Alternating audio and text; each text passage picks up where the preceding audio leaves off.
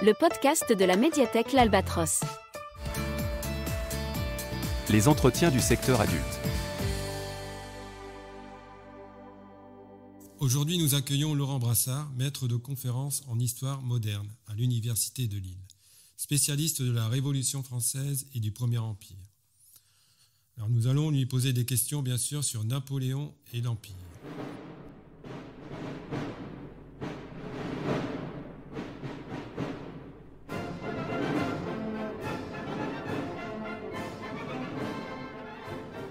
Alors, pour la suite, on voit que ces aventures vont le mener en Égypte. Mais qu'est-il allé faire en Égypte ?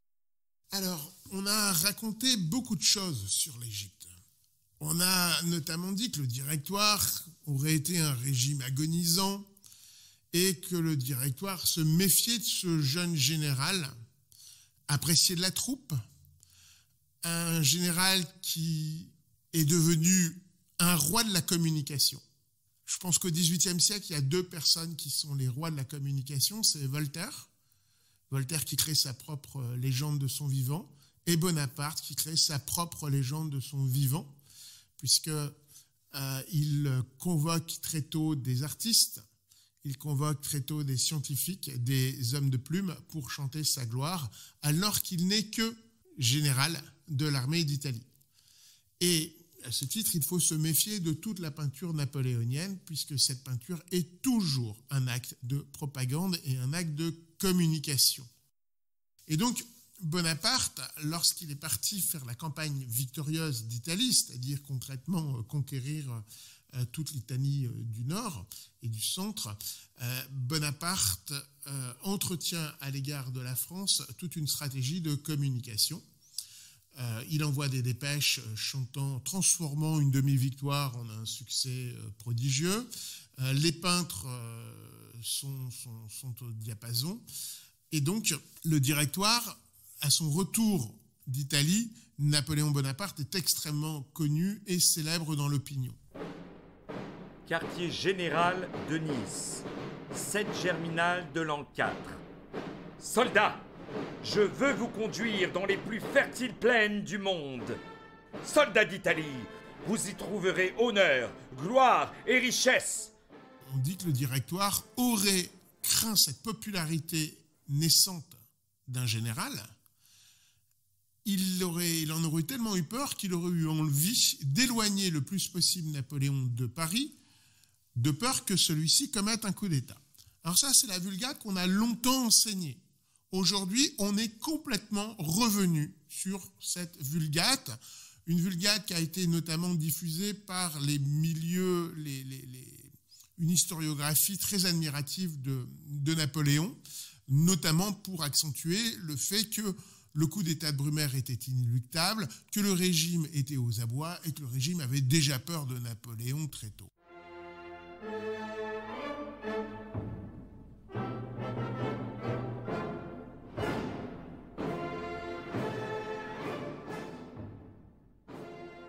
Or, les choses sont beaucoup plus complexes, parce que l'Égypte, ça correspond à deux intérêts un intérêt géopolitique et une ambition personnelle. L'ambition personnelle, c'est celle de Napoléon, qui enchaîne les succès, qui se sait désormais populaire dans l'opinion, à qui la gloire impériale et les grandes épopées impériales le touchent, il n'y est absolument pas insensible, et donc il sait que dans l'histoire, il est bercé de lectures sur les grands conquérants, et il sait que c'est en Orient que les grands conquérants se sont forgés leur réputation. On pense notamment à Alexandre le Grand. Mais au-delà de cette ambition, il y a quand même un réel intérêt géopolitique.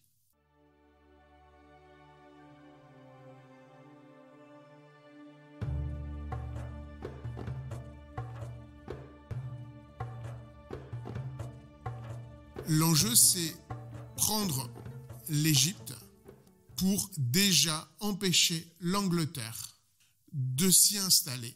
Parce que l'économie anglaise commence tout doucement à être irriguée par les ressources du continent indien, qu'elle est en train progressivement de conquérir. Ça s'est déjà fait, ça s'est fait au détriment des Français après la guerre de 7 ans de 1756 à 1763.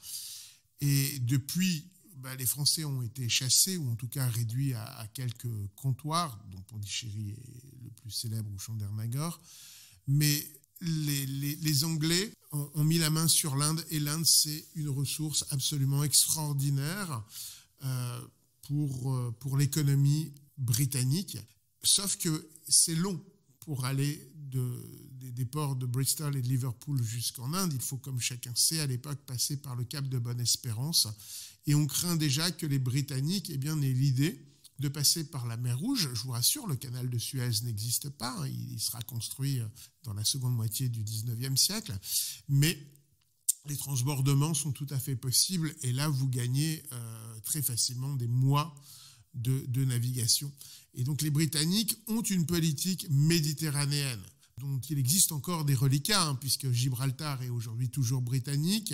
Cette politique méditerranéenne consiste à ce que les Britanniques aient un certain nombre de points d'appui dans la Méditerranée pour permettre à leur escadre de rejoindre les ports du Levant ou les ports d'Égypte pour ensuite faire du transbordement de marchandises avec des navires qui seraient dans la mer Rouge et de rejoindre le plus rapidement possible les Indes. Donc les Britanniques s'installent à l'époque, par exemple, aussi en Sicile. L'amiral Nelson a une grande propriété en Sicile, où il cultive d'ailleurs des citrons pour les équipages, pour lutter contre le scorbut.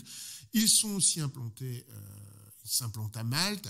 Et donc la grande idée du Directoire, c'est d'empêcher la Grande-Bretagne d'avoir cette politique méditerranéenne et de réaliser la jonction Méditerranée-Mer Rouge pour avoir une voie d'accès plus rapide aux Indes. C'est la raison pour laquelle Bonaparte est envoyé en Égypte pour empêcher les Britanniques de réaliser cette politique méditerranéenne.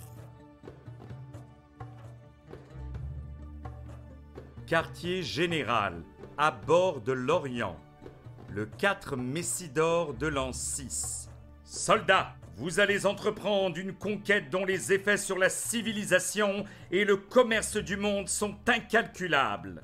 Vous porterez à l'Angleterre le coup le plus sûr et le plus sensible, en attendant que vous puissiez lui donner le coup de mort.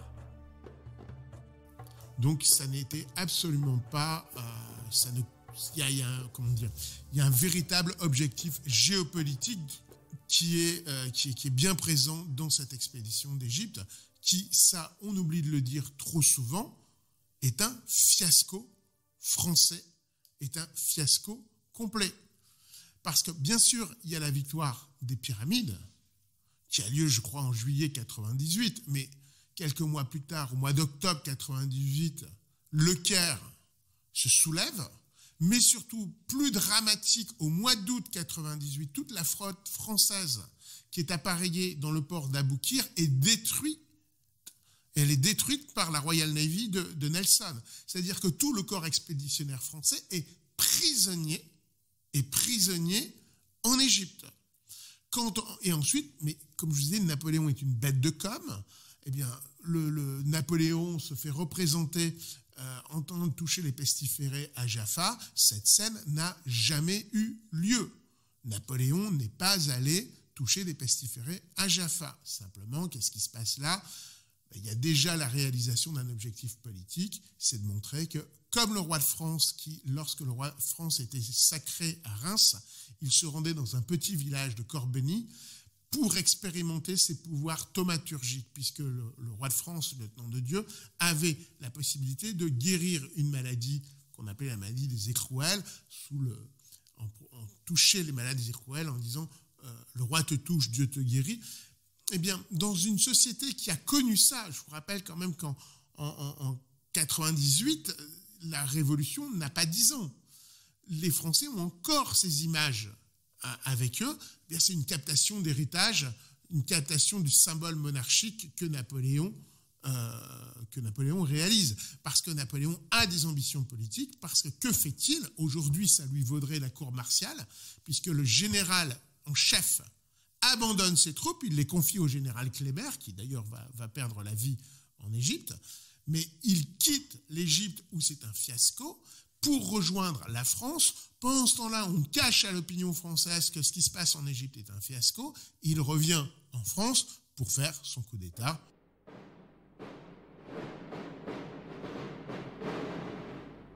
Là, hélas, c'est quelque chose de beaucoup plus compliqué parce qu'en fait, c'est un drôle de jeu, ce coup d'État de 18 Brumaire, puisque celui qui pense le coup d'État n'est pas Napoléon Bonaparte, mais l'ancien abbé Sieyès, celui qui a écrit « Qu'est-ce que le tiers-État » en 1799. Et Sieyès veut utiliser Bonaparte comme bras armé du coup d'État qu'il veut réaliser à son profit.